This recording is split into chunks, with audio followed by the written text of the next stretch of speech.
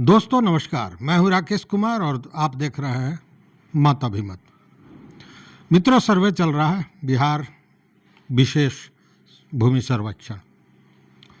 लेकिन आज हम कुछ बात करते हैं, हम लोग के बहुत मित्रों ने कुछ लेकिन आज बात करते हैं जरा कमेंट्स पर। देखिए, मदन पांडे जी हैं, इन्होंने लिखा है कि रजिस्ट्री का खर्चा सरकार ने लिया, सरकार के ऑफिस से खतियान का पेज गायब हो गया, चुपके दाखिल खारिज हो गया, किसान पैसा लगाकर केस लड़े, ये पैसा और परेशानी किसान खर्च करे और खर्चा और टैक्स सरकार ले, तो क्या सरकार को ये पता नहीं था कि रजिस्ट्री खर्चा लेते समय, दाखिल करते समय और अब बहुत सारे पेपर ऐसे हैं कि 20 साल पहले रसीद किसी और के नाम था और 20 साल बाद किसी दूसरे पटीदार यानी बड़े भाई नाम कट रहा था। छोटे भाई अपने नाम कराकर कटवा कर बेच दिया, तो ये गलत सरकार के लिए बहुत लंबा है। इसमें इन्होंने बातें तो बहुत बड़ी और जो उसको क्या कहें कि बड़ा यक्ष प्रश्न पूछा है कि सरकार अगर सारी चीज़ें लेती है, रजिस्ट्री के समय पैसा लेती है और इन कागज़ों की कस्टोडियन सरकार है, मतलब वो उनके दफ्तर हैं, सरकारी कार्यालय हैं, तो फिर वहाँ से खतियान और ये गायब कैसे हो गया, पहली बात। दूसरी बात कि किसी के नाम से कट रहा था, बाद में रसीद दूसरे नाम से कटा, मतलब जमाबंदी में कुछ हेर फेर हुआ होगा और उसके बाद किसी दूसरे ने बेच दिया। ये सारी चीज़ें, इन सारे चीज़ों के लिए सरकार कितनी जिम्मेवार है, और सरकार जब टैक्स लेती है तो उसका सही उसके बाद जो उनका कर्तव्य है उसका निर्वहन नहीं होता है। यही हमारे मित्र हैं ये मदन पांडे जी, इन्होंने कहा है और अभी 6 मिनट पहले उन्होंने ये लिखी है। बहुत लंबा है, मैं इस पर पूरा पढ़ के फिर इसको देखूंगा आगे क्या है। एक है रविंद्रनाथ ठाकुर जी, इन्होंने लिखा है कि बेलगान जमीन पर विवाद उत्पन्न हुआ है तो अंचल अधिकारी कहते हैं पहले रसीद कटवाइए फिर हम कार्रवाई करेंगे, क्या यह सही है, जबकि खतियान बेलगान है? मित्र, ये मामला तो नियमावली का है कि बेलगान अगर सरकार ने कर दिया है तो फिर लगान कटवाने की बात क्यों आ रही है? क्योंकि बेलगान दर्ज होता है बजाबते कि इस ज़मीन को बेलगान कर दिया गया, पहले किया जाता था। तो उस स्थिति में अब अगर ये सीओ कह रहे हैं तो किस नियम के तहत कर रहे हैं, इसकी भी जानकारी होनी चाहिए, क्योंकि पूरी जब तक केस की जानकारी नहीं होगी कुछ भी कहना उचित नहीं है। एक हमारे मित्र हैं ब्रजेश तिवारी, इन्होंने लिखा ये सब गलत है, लोग जाली दस्तावेज बनाकर बोलते हैं कि हाल सर्वे गलती की है, यह लीपापोती है और ऐसे लोगों पे सख्त कार्रवाई करनी चाहिए। रोहतास के चेनारी में ऐसा मामला बहुत है, जांच होनी चाहिए। तो ब्रजेश तिवारी जी, ऐसा है कि ये बात तो सही है कि जो लोग जाली दस्तावेज बनवा कर और हाल सर्वे जो हुआ था उसको कह रहे हैं कि गलत है, तो जाली बनवाने वाले गलत हैं और उन पर कार्रवाई की मांग अगर आप कर रहे हैं तो निश्चित रूप से बेहतर है। उसी तरह देखिए, डुमरांव में भी इस तरह का मामला सामने आया है। डुमरांव में एक मंच बना है, डुमरांव सार्वजनिक संपत्ति बचाओ मंच। इनका ये काम है कि जो लोग कैसरे हिंद पर की ज़मीन पर कब्जा किए हुए थे उनको अतिक्रमण मुक्त कराया गया, तो अब एक आंदोलन उसको लेकर चल रहा है। तो उसी में ये कहना है प्रदीप सरन जी का कि अभी डुमराव बक्सर में कैसरे हिंद ज़मीन को अतिक्रमण मुक्त करने वाले लोग के खिलाफ संघर्ष जारी है। सार्वजनिक संपत्ति बचाओ मंच डुमराव। उसी में एक मित्र ने पूछा है, यह है विश्वजीत गांगुली जी, इन्होंने पूछा है कि सर कोठी थोड़ा बताइए, नील की खेती करते थे चंपारण में। तो आपको बता दें कि चंपारण में नील की खेती होती थी, अंग्रेज़ों द्वारा कराया जाता था और इस खेती को कराने के लिए बजाबते कोठियाँ बनी हुई थी। कोठियाँ मतलब कि अंग्रेज लोग यहाँ आते थे, कोठियों का निर्माण करते थे। ये कोठियाँ, बहुत सी ऐसी कोठियाँ हैं जिनका निर्माण, जिनका गठन ब्रिटेन में हुआ था और बहुत पहले 1818, 1820-25 के तहत। और वो लोग यहाँ आते थे जमींदारों से, राजाओं से, जमींदारों से नहीं, वो तो खुद जमींदार जैसे होते थे, राजाओं से ज़मीन लेते थे, कुछ खरीदते थे, कुछ बंदोबस्त कराते थे।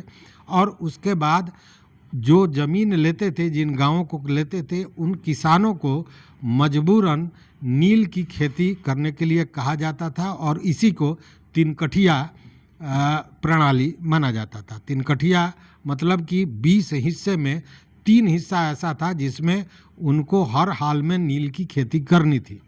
नील की खेती स्वास्थ्य के लिए और अन्य कारणों से भी गलत माना जाता था। दूसरी बात कि उसमें जो उनसे खेती कराया जाता था तो उनका श्रम होता था, सारी चीज़ें किसानों की लगती थी और उसके एवज में किसानों को कुछ भी नहीं मिलता था। यही नील की खेती थी। और कोठियाँ थी, उस समय चंपारण में लगभग 70 कोठियाँ हुआ करती थी। इसी से आप अंदाज कीजिए कि नील की खेती को लेकर यहाँ के किसान कितने परेशान रहे होंगे। और यही कारण था कि किसानों के हालत को देखते हुए गांधी जी चंपारण आए थे और 1917 में, और उसके बाद यहीं से उन्होंने सत्याग्रह की शुरुआत की थी। और उसके बाद आप जानते हैं कि वही सत्याग्रह स्वतंत्रता आंदोलन में तब्दील हुआ और भारत स्वतंत्र भी हुआ। तो ये नील की खेती इसी तरह होती थी। इस पर अगर आप और जानना चाहेंगे तो बहुत सी चीज़ें हैं जिसको हम बताएंगे बाद में। लेकिन अभी एक हमारे मित्र हैं चित्तरंजन जी, इन्होंने लिखा है कि सर, मध्यवर्ती लोगों के पास ज़मीन और रसीद कट रहा है, ऐसी स्थिति में क्या खाता तो खुलनी चाहिए। तो मध्यवर्ती का मतलब पहले ये समझ लीजिए, मध्यवर्ती क्या था। मध्यवर्ती मतलब ये आज की चीज़ नहीं है। मध्यवर्ती उस समय की चीज़ है जब यहाँ पे जमींदारों का शासन हुआ करता था। तो होता क्या था कि अंग्रेज, ब्रिटिश सरकार ज़मीन का टुकड़ा जमींदारों को दे देती थी और जमींदार उसके एवज में उन ज़मीनों को किसान को देते थे। किसान उस पर खेती करते थे और वो लगान जमींदार को देते थे। और जितना जमींदार को लगान मिलता था उसका 11% जमींदार अपने पास रखते थे और 89%, 89% वो अंग्रेज के पास वो लगान की राशि जाती थी। तो इसी को मध्यवर्ती मतलब रैयत, किसान और अंग्रेज सरकार दोनों के बीच जो था वो मध्यवर्ती कहा जाता था।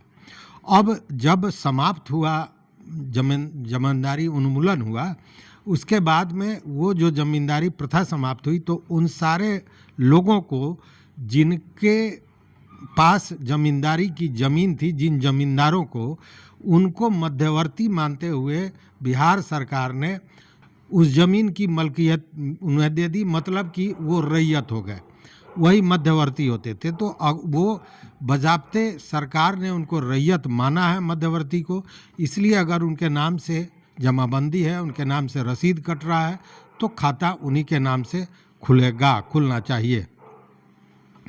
एक मित्र हैं, वे लिखते हैं कि गर्मजरुआ खास भूमिका केवाला है, जमाबंदी है, दखल है, बिहार सरकार नहीं मानते तो सर गरीब आदमी कहाँ जाए। अब देखिए, ये सुरेश शाह जी हैं और ये लिख रहे हैं गर्मजरुआ खास। तो गर्मजरुआ खास भूमि किस श्रेणी में है आप जानते हैं। गर्मजरुआ आम, गर्मजरुआ खास, कैसरे हिंद, ऐसे ज़मीन की खरीद बिक्री नहीं होती है। अब खास में भी कुछ अलग किस्म की ज़मीन होती है जिसकी खरीद बिक्री हो सकती थी। तो अब इनका ज़मीन किस स्थिति का है ये देखने वाली बात है। लेकिन सच्चाई यही है कि गर्मजरुआ आम अगर ज़मीन है तो किसी स्थिति में खरीद बिक्री उसकी नहीं किया जाता है। उसी तरह कैसरे हिंद का ज़मीन है। तो अब ये खास में किस श्रेणी की ज़मीन है ये जब तक पता नहीं चलेगा इस पर कुछ भी कहना उचित नहीं होगा। और भी बहुत सी चीज़ें हैं, लेकिन अभी वीडियो लंबा हो जाएगा, अब यहीं समाप्त करते हैं। और मित्रों, एक आपसे और निवेदन कि हर रविवार को हमने शुरू किया है, मत अभिमत ने एक विशेष कार्यक्रम शुरू किया है, अलौकिक अध्यात्म। ये अलौकिक अध्यात्म के तहत अध्यात्म से जुड़ी हुई चीज़ें, मतलब अध्यात्म की बात मैं उसको आप सीधे धर्म से नहीं जोड़िएगा।